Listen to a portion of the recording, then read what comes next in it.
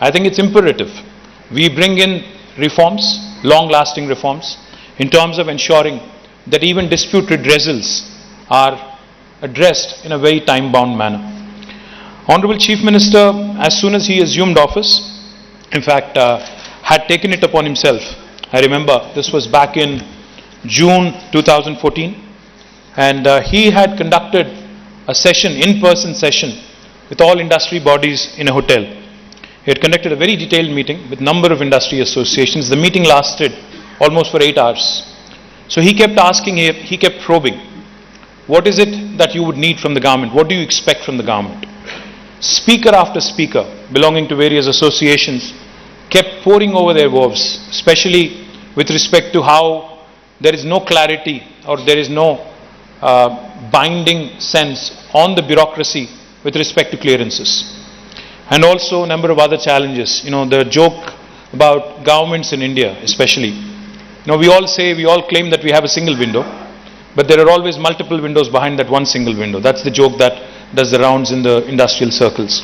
So when they actually went at length, elaborated on the number of things that need to be reformed, he had summoned all of us, myself, along with me, my bureaucratic colleagues. He said, let us not reinvent the wheel. Let us actually learn from the best.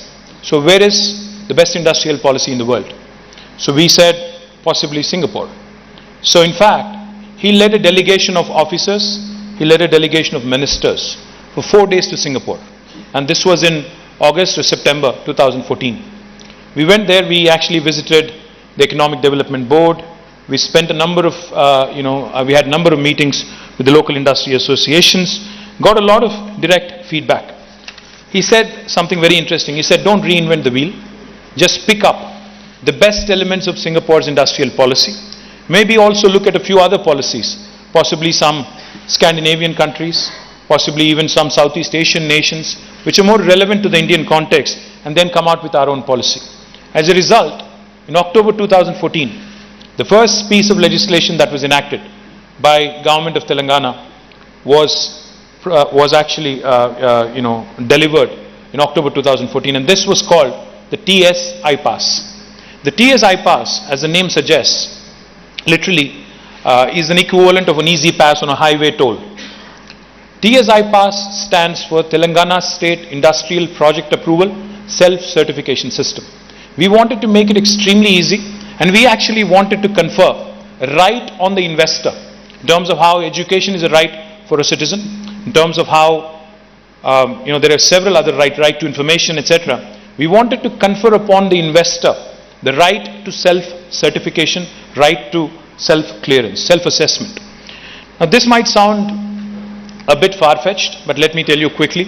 The three salient features of TS I-Pass in the last 8.5 years of working as Minister for Industry, Minister for Information Technology in two governments, I can tell you with experience and authority that this has truly worked. Because under TS I-Pass, out of the three salient features, the first piece, for instance, if somebody wanted to come over from Singapore and wanted to start their factory in Telangana, or wanted to enter India using Telangana as a gateway, you actually don't need a clearance from the government. You do not need any clearance from the government. You can hit the ground running. You can start construction of your factory on day one. No other Indian state will tell you this. Once you start the construction of your factory, or once you start setting up an office, all we request is that you submit an application online in the TS I-Pass portal. Why do we need that? For compliance purposes, for regulatory reasons. We need what kind of business you're engaged in, what kind of employment you would be creating, what kind of investment are you going to be putting in, and of course, any concerns with respect to pollution and any other matters relating to compliance. What do we do when we get that information online? Once we get the information online on the TS I-Pass portal, we promise all clearances backed by statute in a span of 15 days. If we don't deliver on the 15-day window, on the 15-day promise, on the 16th day, it's a deemed approval. It's no other state in India will tell you this. And also, we take accountability rather seriously. On the 16th day, this act also empowers the minister and the government to be able to levy a penalty of rupees 1,000 per day if any official or bureaucrat is responsible for holding up a clearance. So I was explaining this concept to the chairman of KPMG in New York. Right after the passage of the bill, I was very proudly showcasing my state across the world and ended up in New York, which is where I went to school as well. So I had the good fortune of meeting the chairman of KPMG there. When I explained to him and I said, no other Indian state will offer you this kind of facility, he smiled at me and he said, no other state in the United States also will offer you this. This is unique. This is really path-breaking. The point I'm trying to make is, India is changing. India is also changing. India is changing rapidly. And with states like Telangana leading from the front, ease of doing business has become a very important metric for us to actually ensure this works. To those of you who are wondering, does this actually work or is this all politician babble? It actually works. In fact, in the last 8.5 years, more than $47 billion of investment have been attracted through this policy, including some of the largest data centers in the world. And in fact, not very far from where we are, there is the Amazon campus, the world's largest campus of Amazon, right in this city. It's not in Seattle, it's right here. Now this Amazon campus got all clearances in 11 days. So that's the sort of success this act and this policy has been. Not only have we attracted investment, we've also been able to create large amount of employment, almost 2.2 million or 22 lakh direct jobs, and the city continues to grow and continues to expand and continues to reach number of goals that we have set for ourselves in terms of the ambitious agenda that we have set for ourselves and by our Chief Minister.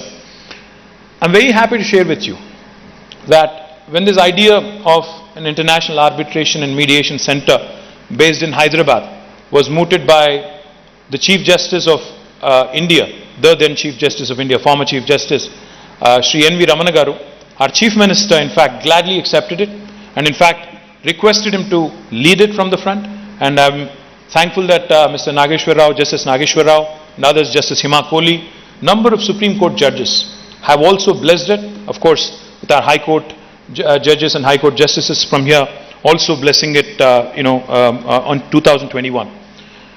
Let me also add, when I heard Tariq speak, I was wondering how government of Telangana also can possibly give more business, get in more opportunities to the center. We are at your disposal. You are in our city. We certainly will want to improve it. We'll certainly want to improve on the numbers as well. Of course, like I said, reduction of costs, saving time, earning goodwill. This is all part of industrial relations. And government is more than happy. State government is more than happy to ensure that we have more and more satisfied customers with early dispute redressals.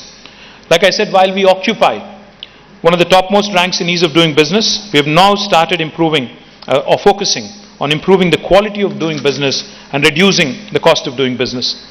I've seen countless examples of companies getting into a dispute and litigation which reduces both the quality and increases cost as well, cost for both parties.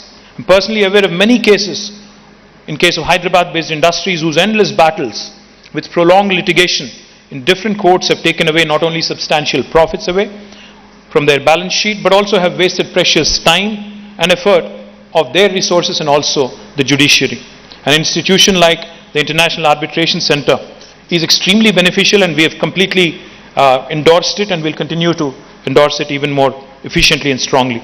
I'm happy that the International Center has made a good beginning, but my request to the registrar and other staff at the center is please create more awareness. We need more of these sessions.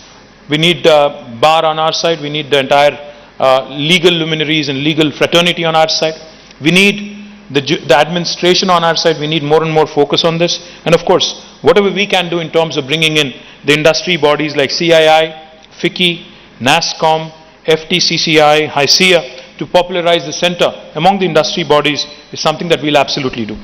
Also, having such a center, as was pointed out, in this city makes it very attractive for us also from a positioning perspective to bring in more investments, to attract more marquee names into the city so that we can tell them that there is early dispute redressal mechanism should there be one. Of course, as Minister for Industries, I would be failing in my fiduciary responsibility if we do not also recognize and take into cognizance that this facilities not just for the big boys, not just for the mega industries, but also the MSMEs who face difficulties and who have several disputes at their local level. There was a quick conversation that we had with VK and Justice Rao. They were kind enough to suggest, I know some things which are within the purview of the state government. I'm happy to continue the conversation, sir, and take it to a logical conclusion. Let me also add that there is a provision from the state side in the National MSME Act to set up a facilitation council to help the MSMEs. And I'm happy to share that in our state, besides having one facilitation council in Hyderabad, we have also created decentralized councils at places like Warangal, Karimnagar and Nizamabad. However, I come across frequent instances of litigation getting prolonged even in the facilitation councils, and I'll make a sincere effort along with our law minister to align the functioning of these councils along with the International Arbitration and Mediation Center and ensure an alternate dispute redressal mechanism is tried out even for MSMEs. Once again, this is a laudable initiative, has made a good beginning from what Tariq just told us, but I think it needs the endorsement, the unstinted support, continuous guidance and mentorship of all the judges and of all the legal minds, legal luminaries in this room today. Once again, thank you very much for this opportunity. Thank you. Good night.